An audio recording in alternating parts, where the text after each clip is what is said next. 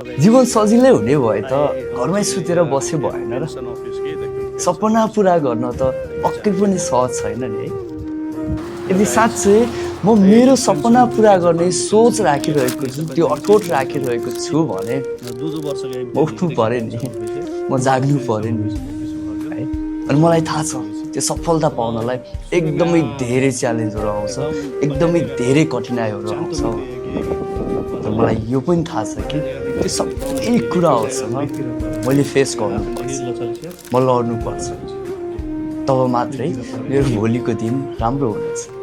त्यही भएर आज मेरो जीवनमा सङ्घर्ष आयो भनेर म हार चाहिँ खान्छु अनि म थाक्दैन पनि। त्यति बेला एउटा मात्रै कुरा सम्झिनेछु कि मलाई जति धेरै मेरो लाइफमा च्यालेन्जहरू आउँछ त्यति नै राम्रो मेरो भोलिको दिन हुनेछ। र त्यसको लागि चाहिँ आजको यो च्यालेन्जहरूले मलाई सिकाउनेछ।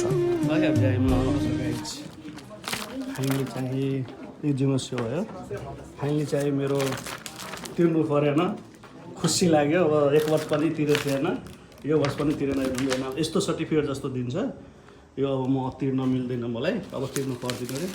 यो यता भयो खजाना, यो भयो तिर्नु पर्दैन अरे। 2 लाख 3 लाख 2 लाख 80,000 जति भएको थियो। यो भयो, यो यस्तो सर्टिफिकेट लास्टमा दिन्छ तिम्रो गएको सकेपछि।